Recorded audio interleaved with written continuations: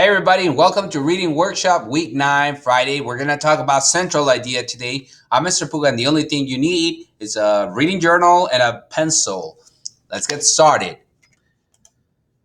I will show you how main ideas from sections in a text make the central idea up. That's how central ideas are made up out of main ideas from sections of a text. All right. And then we will recognize the central idea with supporting details, and you will complete a Google Slide with questions about the main idea of a section from Quaking Earth, Raising Waves. All right. So we've already established that a central idea is what the text is mostly about. So you have to, the way to find the central idea is to look for text clues. You have to look for headings, visuals. First or last sentence usually gives you like a hint of what the text is mainly about. And then words that are repeated throughout the paragraph will also give you a good clue of what the central idea is. Also, you have to evaluate the details. You have to look at examples, facts, evidence, the description of the text. And all of that together is going to give you what the text is mostly about. Also, each paragraph holds the main idea, the most important part of that paragraph. When you put it all together, you kind of connect the dots, and that's your central idea. Okay, so use the keys to open this door over here. What are the keys? Identify the central idea using text clues and evaluate the details to determine the key ideas that support the central idea. Kind of like what a table, how a table works.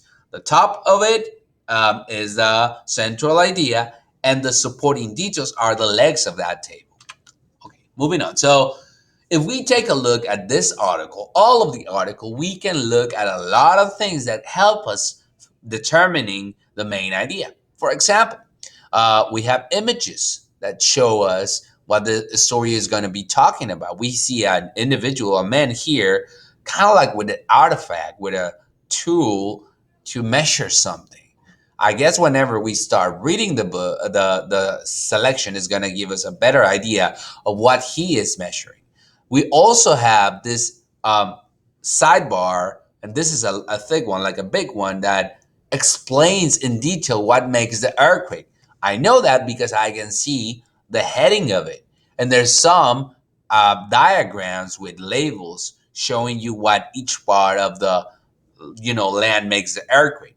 There's vocabulary words all around that I can look at, and it's going to give us a better idea of what the main idea is, or the central idea with all the text. There's also captions next to the pictures that explain what those pictures are talking about. So I want you guys to first read all of the text and think about, just as an inference, look at this, what we have here, and make an inference about what the text is mainly talking about. Pause the video and tell me what you think this text is talking about. Go. All right. Hopefully, you have whenever you decide to read the whole story, see if we are accurate in our prediction, in our inference. All right.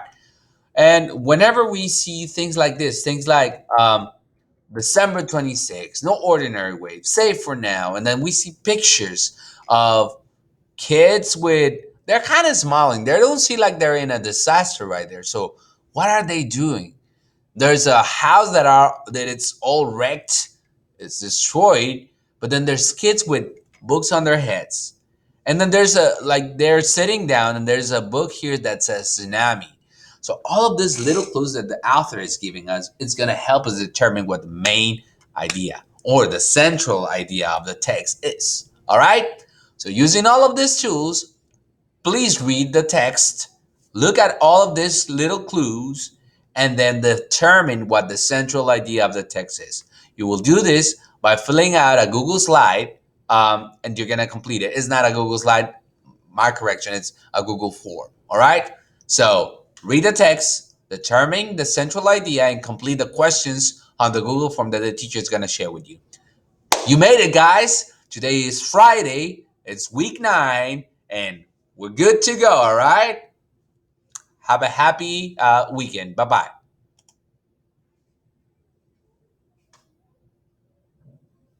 So slow.